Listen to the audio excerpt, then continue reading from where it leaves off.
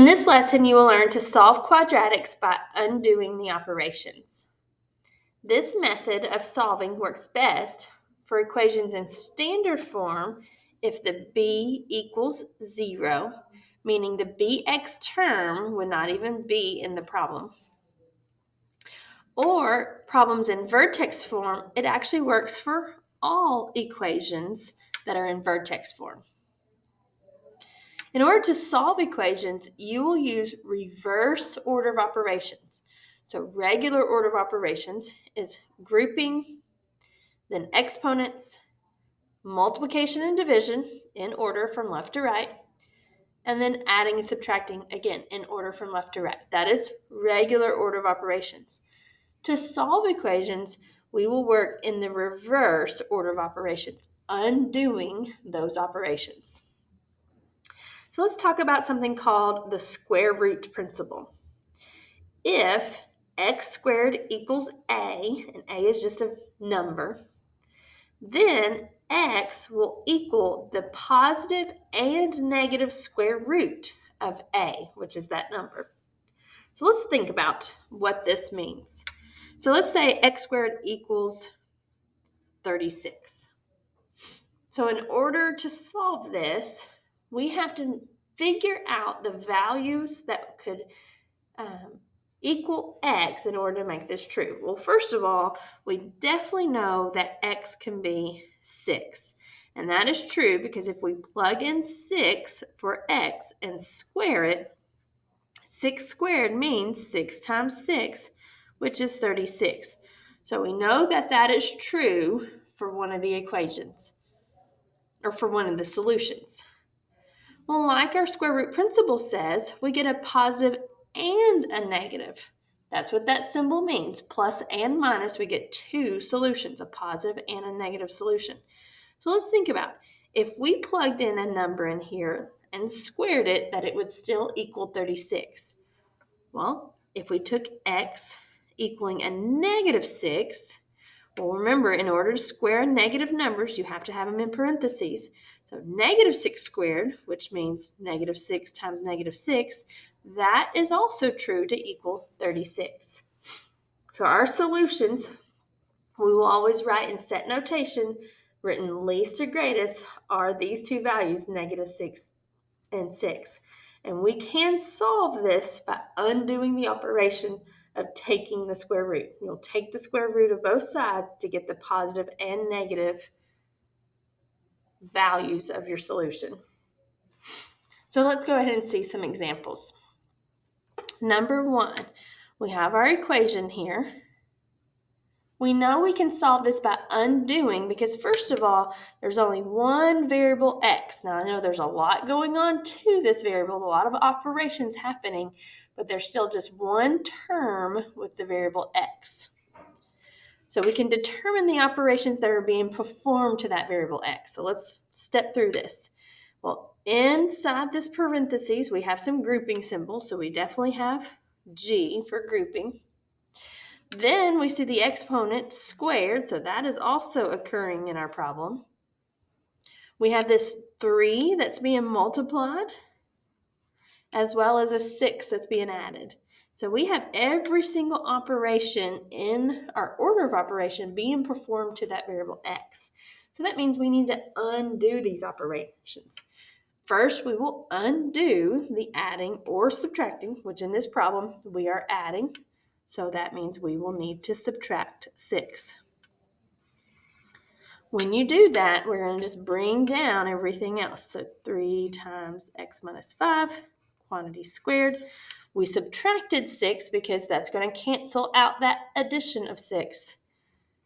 Equals 54, take away 6. 54 take away 6 gives us 48. So that part is now done. For our next thing, we saw some multiplication, so that means we will need to divide. Always moving the operations away from the variable.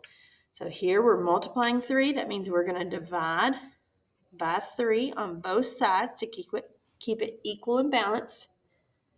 So by doing so, that cancels out the 3's on the left, leaving just the x minus 5 quantity squared. And then we take our 48, divide it by 3 to get 16. So that part now is also done. So now we need to move to the exponent, and this is where our square root principle is going to come in play.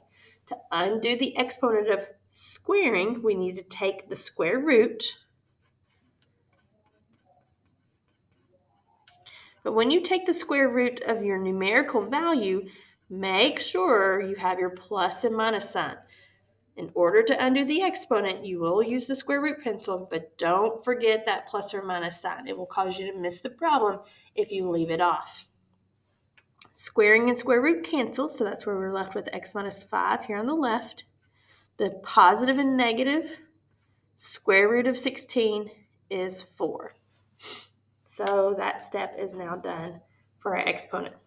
So our last thing is just to undo what was in the grouping. We have this x minus 5, so we'll need to solve for that. Thing is, we have it set equal to a positive and a negative 4. So in order to do that, we'll need to write two equations. X minus 5 equals, I like to put the smaller one first, negative 4, and then x minus 5 equals positive 4. You will write two equations using that plus and minus so we can solve what was in the grouping. We do that by adding 5. So in this equation, we get x equals 1, and then adding 5 again. For that equation, we get x equals 9. So our solutions for this equation, 1 and 9, we write those solutions in set notation, listing them from least to greatest.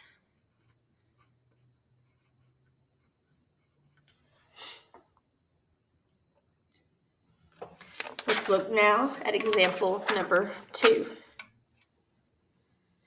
So again, ask yourself what's being performed to the x. So here at x, I see an exponent. That 2 is being multiplied. And we have a 17, actually a negative 17 being added. We know we can undo these operations by working in reverse order of operations because we only see one variable x. Yes, it is an x squared, but there's not an x squared and just an x term like you would see in standard form. We just have the one variable here of the x. So let's undo these operations. Well, we need to undo the adding or subtracting first. Because we have a negative 17, we'll need to add 17. Always moving the numbers away from the variable. So because this negative 17 is on the same side as the variable x, that's why we're choosing to move it away rather than moving the 9 by adding it towards the variable. Always move things away from the variable. So we have 2x squared that we just get to bring down equals, we'll take negative 9 and add to 17. We get an 8. So that takes care of that step of the adding or subtracting. Now we said we had some multiplication, so that 2's being multiplied, which means we need to divide. When you divide, you get x squared equals 4. So that takes care of that step of our solving. And then finally, we have our exponent that we need to get rid of. In order to solve, we will take the square root. Squaring and square root are opposite operations, just like earlier when we had adding and subtracting, or multiplication or division. These are opposite operations. Again, don't forget your plus or minus sign when you take the square root. So x equals plus or minus the square root of 4 is 2. So our solutions, we have x equals a negative 2 and x equals a positive 2. Again, I prefer writing the smaller one first, since in our set notation, which is our final step, least to greatest in those set notation. Notice the note on the side. The solutions are not always going to be opposite of each other. In example 1 and here in what we're about to do in example 3, the solutions are two different numbers. It is possible to get solutions that are opposites. So we see that now in example 2. They have the opposite signs where they have the same value and one's positive, one negative. And we'll see that again in a later example. But always remember, they're not necessarily going to always be opposite. So let's see that here on number 3. Let's ask ourselves what's happening to the variable x. Again, we only see the one term that has an x, not multiple terms with the variable x. So we see some grouping. We have that exponent squared. We don't have any multiplication or multiplication or division or adding or subtracting. So if you don't have those operations, you just won't need to undo them. We will move on to wherever we're at in our order of operation and start there in our work. So because we don't need to undo any add or subtracting or even multiplication or division, we will actually begin by taking the square root. Again, remembering our plus or minus sign when we take the square root. So we have x minus 9 equals the plus or minus 8, because the square root of 64 is 8. Because we need to now undo the grouping or operations, the exponent step is done. Because we have x minus 9 equals a positive and a negative 8, we'll need to write those two equations.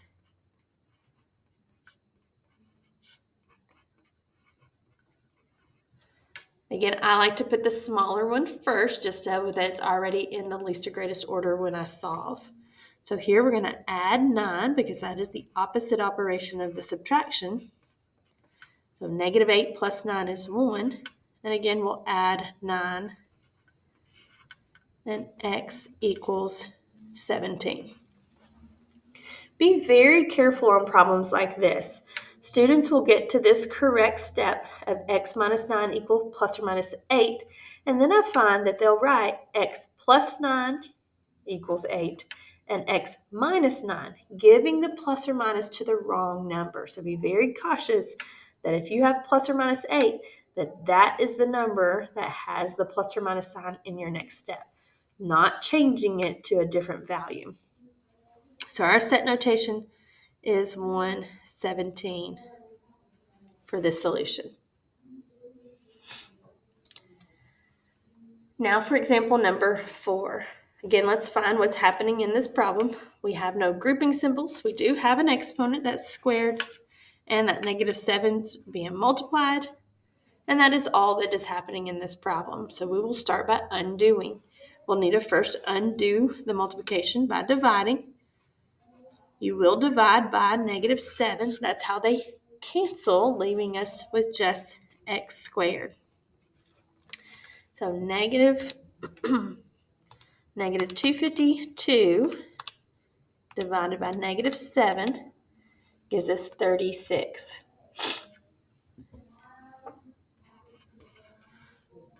So we're ready now to undo the exponent by taking the square root. Always remembering at the very moment that you take the square root, you have your plus or minus sign. Like we talked at the very beginning, the square root of 36 is 6, but this shows us the actual work in solving for that equation. So we get that x equals negative 6 and x equals positive 6.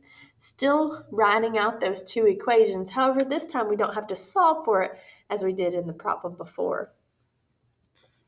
So we get negative 6 and positive 6 as our solutions. One last example.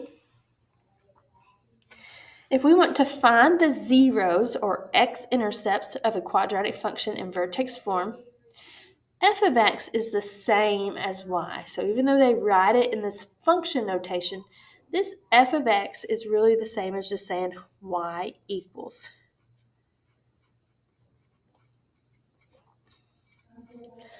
Also, know in order to find the x-intercept of this function, we can just let that y be 0. So if we replace that with a 0,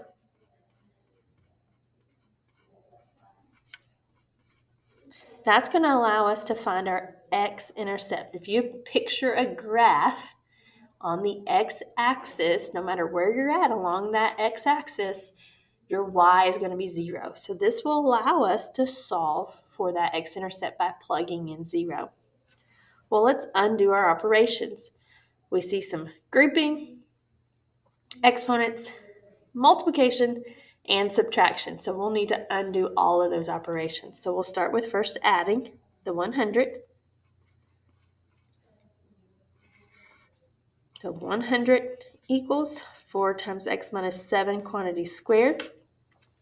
We'll need to divide by 4. 100 divided by 4 is 25. At this point, we can take the square root, remembering our plus or minus sign. So we get plus or minus 5 equals x minus 7. Remembering squaring and square root cancel, that's why it's just leaving us with the x minus 7.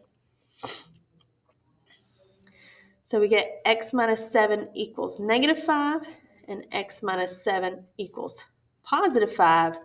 Always being careful at this point that we've given the plus or minus to the appropriate number. The 7 did not have the plus or minus. It was the 5. So making sure that you write it that way in your work. We'll need to add 7. So here in this equation, we get x equals 2. And again, add 7, and we get x equals 12. So the x-intercepts will be 2, 0, and 12, 0. And we solve for that by plugging in that 0 for y. So that's why it makes sense to have this 0 in the y coordinate of our point. And then our x's, we solve for 2 and 12. Just as another reminder, since this started in vertex form all the way back to the beginning, we can name our vertex by saying opposite and exact. So we see a negative 7, we know our vertex is at positive 7, and then exact, negative 100. So we could check this with the graphing calculator, and it should show us these 2 points as our intercepts, as well as this point as our vertex.